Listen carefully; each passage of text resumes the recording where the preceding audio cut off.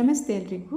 ನೋಡಿ, ಇವತ್ತು ತುಂಬಾ ರುಚಿಯಾಗಿರುವಂಥ ಬಾಳೆಹಣ್ಣಿನ ಕೇಕಿನ ರೆಸಿಪಿಯನ್ನು ನಿಮ್ಮ ಜೊತೆ ಶೇರ್ ಮಾಡ್ತಾ ಇದ್ದೀನಿ. ತುಂಬಾ ಚೆನ್ನಾಗಿರುತ್ತೆ, ನೀವು ಸಹ ಟ್ರೈ ಮಾಡಿ ನೋಡಿ. ತುಂಬಾ ಸಾಫ್ಟಾಗಿ ಬರುತ್ತೆ.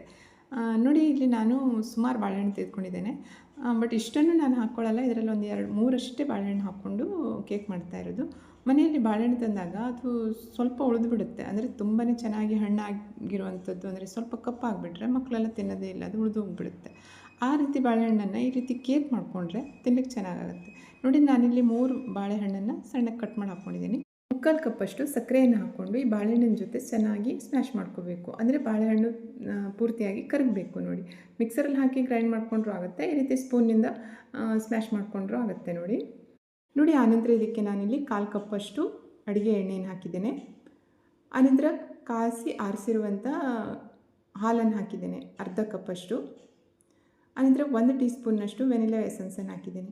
ಇವಿಷ್ಟನ್ನು ಸರಿಯಾಗಿ ಮಿಕ್ಸ್ ಮಾಡಬೇಕು. ಒಂದು 2 ನಿಮಿಷ ಇದನ್ನು ಈ ವಿಸ್ಕ್ನ ಸಹಾಯದಿಂದ ಸರಿಯಾಗಿ ಮಿಕ್ಸ್ ಮಾಡಿದ್ರೆ ಸ್ವಲ್ಪ ಕ್ರೀಮ್ ಟೈಪ್ ಆಗುತ್ತೆ. ಅಲ್ಲಿ ತನಕ ಅದನ್ನು ಮಿಕ್ಸ್ ಮಾಡಿ ಸೈಡಲ್ಲಿ ಇಟ್ಕೊಳ್ಳೋಣ. ಈ ಕಡೆ ನೋಡಿ, ಕೇಕ್ ಟಿನ್ನನ್ನು ರೆಡಿ ಮಾಡ್ತಾಯಿದ್ದೀನಿ. ನಾನಿವತ್ತು ಬ್ರೆಡ್ ಮಾಡುವಂಥ ಮೋಲ್ಡಲ್ಲಿ ಕೇಕನ್ನು ಮಾಡ್ತಾ ಇರೋದು. ಅದಕ್ಕೆ ಸ್ವಲ್ಪ ಎಣ್ಣೆಯನ್ನು ಅಪ್ಲೈ ಮಾಡಿ ಅದ್ರ ಮೇಲೆ ಒಂದು ಬಟರ್ ಪೇಪರನ್ನು ಇಟ್ಟಿದ್ದೇನೆ. ಈಗ ಹಿಟ್ಟನ್ನು ಸ್ವಲ್ಪ ಜರಡಿ ಇಟ್ಕೊಳ್ಬೇಕಾಗತ್ತೆ. ಮೊದಲಿಗೆ ನಾನಿಲ್ಲಿ ಒಂದು ಜರಡಿಯನ್ನು ಇಟ್ಕೊಂಡು ಅದ್ರ ಮೇಲೆ 2 ಕಪ್ಪಷ್ಟು ಗೋಧಿ ಹಿಟ್ಟನ್ನು ಹಾಕ್ಕೊಂಡಿದ್ದೀನಿ. ಇವತ್ತು ಕೇಕನ್ನು ಮಾಡ್ತಾ ಇರೋದು ಗೋಧಿ ಹಿಟ್ಟಿನಿಂದ. ಓಕೆ, ಅದಕ್ಕೆ ನೋಡಿ ಅರ್ಧ ಟೀ ಸ್ಪೂನ್ನಷ್ಟು ಬೇಕಿಂಗ್ ಸೋಡಾವನ್ನು ಹಾಕಿದ್ದೇನೆ. 1 ಟೀ ಸ್ಪೂನ್ನಷ್ಟು ಬೇಕಿಂಗ್ ಪೌಡ್ರನ್ನು ಹಾಕಿದ್ದೇನೆ. 1 ಚಿಟಿಕೆಯಷ್ಟು ಉಪ್ಪನ್ನು ಹಾಕಬೇಕು. ಆನಂತರ ಇದನ್ನು ಸರಿಯಾಗಿ ಸೋಸ್ಕೊಂಡು ಬಿಡಬೇಕು. ನೋಡಿ, ಆನಂತರ ನೋಡಿ, ಇಲ್ಲಿ ಮೊದಲೇ ತಯಾರು ಮಾಡ್ಕೊಂಡಿರುವಂಥ ವೆಟ್ ಇಂಗ್ರೀಡಿಯೆಂಟ್ಸ್ ಉಂಟಲ್ಲ, ಅದರಲ್ಲಿ ಡ್ರೈ ಇಂಗ್ರೀಡಿಯೆಂಟ್ಸನ್ನೆಲ್ಲ ಹಾಕಿ ಸರಿಯಾಗಿ ಮಿಕ್ಸ್ ಮಾಡಬೇಕು. ನೋಡಿ, ಇದಕ್ಕೆ ಸೋಡಾ ಮತ್ತು ಬೇಕಿಂಗ್ ಪೌಡ್ರನ್ನು ಹಾಕಿರೋದ್ರಿಂದ ತುಂಬ ಹೊತ್ತು ಮಿಕ್ಸ್ ಮಾಡ್ತಾ ಇರಬಾರ್ದು. ಒಂದು 2 ನಿಮಿಷದಲ್ಲಿ ಇದನ್ನು ಸರಿಯಾಗಿ ಮಿಕ್ಸ್ ಮಾಡಿ ಬೇಕಿಂಗ್ ಇಡಬೇಕಾಗತ್ತೆ. ಬ್ಯಾಟರ್ ಸ್ವಲ್ಪ ಗಟ್ಟಿ ಆಗಿರೋದ್ರಿಂದ ನಾನಿಲ್ಲಿ ಇದಕ್ಕೆ 2 ಟೇಬಲ್ ಸ್ಪೂನ್ನಷ್ಟು ಹಾಲನ್ನು ಹಾಕಿ ಮತ್ತೆ ಪುನಃ ಅದನ್ನು ಸರಿಯಾಗಿ ಮಿಕ್ಸ್ ಮಾಡ್ತಾ ಇದ್ದೀನಿ. ನೋಡಿ, ಕೇಕನ್ನು ಗೋಧಿ ಹಿಟ್ಟಿನಿಂದ ಮಾಡ್ತಾ ಇರೋದ್ರಿಂದ ಈ ಬ್ಯಾಟರ್ ತುಂಬಾ ತೆಳ್ಳಗಾಗಬಾರ್ದು, ಹಾಗೆಯೇ ತುಂಬಾ ದಪ್ಪ ಇರಬಾರ್ದು. ನೋಡಿಕೊಂಡು ಹಾಲನ್ನು ಆ್ಯಡ್ ಮಾಡಿಕೊಂಡು ಸರಿಯಾಗಿ ಮಿಕ್ಸ್ ಮಾಡಬೇಕಾಗತ್ತೆ. ಆನಂತರ ನೋಡಿ, ನಾನಿಲ್ಲಿ ಕಟ್ ಮಾಡ್ಕೊಂಡಿರುವಂಥ ಗೋಡಂಬಿ ಮತ್ತು ಬಾದಾಮನ್ನು ಹಾಕ್ತಾಯಿದ್ದೀನಿ. ಬೇಕಾದರೆ ಬೇರೆ ಯಾವುದೇ ಡ್ರೈ ನಟ್ಸನ್ನು ನೀವು ಹಾಕ್ಕೋಬೋದು ಅಥವಾ ಹಾಗೇನೂ ಮಾಡ್ಬೋದು. ನೋಡಿ, ಕೊನೆಯದಾಗಿ ನಾನಿಲ್ಲಿ 1 ಟೀ ಸ್ಪೂನ್ನಷ್ಟು ವಿನೆಗರನ್ನು ಹಾಕ್ತಾಯಿದ್ದೀನಿ. ಈ ವಿನೆಗರನ್ನು ಹಾಕೋದ್ರಿಂದ ಕೇಕ್ ತುಂಬಾ ಚೆನ್ನಾಗಿ ಬರುತ್ತೆ ಮತ್ತು ತಿನ್ನಲಿಕ್ಕೂ ತುಂಬಾ ಟೇಸ್ಟ್ ಆಗುತ್ತೆ. ವಿನೆಗರನ್ನು ಹಾಕಿದ್ಮೇಲೆ ಸರಿಯಾಗಿ ಮಿಕ್ಸ್ ಮಾಡಬೇಕು. ಆನಂತರ ಇದನ್ನು ಮೊದಲೇ ರೆಡಿ ಮಾಡ್ಕೊಂಡಿರುವಂಥ ಕೇಕ್ ಟಿನ್ನಲ್ಲಿ ಹಾಕಿ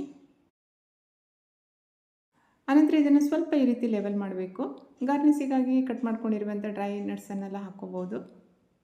2 ಸಲ ಇದನ್ನು ಸರಿಯಾಗಿ ಟ್ಯಾಪ್ ಮಾಡಬೇಕು. ಆನಂತರ ನೋಡಿ, ಪ್ರೀ ಹೀಟ್ ಆಗಿರುವ ಅವನ್ನಲ್ಲಿ 180 ಡಿಗ್ರಿಯಲ್ಲಿ 2 ಗ್ರಿಲ್ಲನ್ನು ಆನ್ ಮಾಡಬೇಕು ಮತ್ತು 40-45 ನಿಮಿಷಕ್ಕೆ ಇದನ್ನು ಬೇಕಾಗಲಿಕ್ಕೆ ಬಿಡಬೇಕು.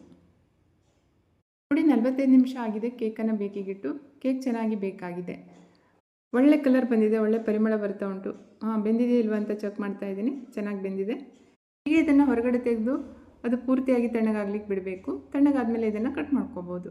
ಆದರೆ ನಾನಿಲ್ಲಿ ತುಂಬ ಹೊತ್ತು ಇದನ್ನು ಬಿಡ್ತಾ ಇಲ್ಲ, ಸ್ವಲ್ಪ ಬೇಗನೆ ತೆಗಿತಾ ಇದ್ದೀನಿ, ಯಾಕೆಂದರೆ ತಿನ್ನಲಿಕ್ಕೆ ತುಂಬಾ ಚೆನ್ನಾಗಿದೆ ಅಂತ ಅನಿಸ್ತಾ ಇತ್ತು.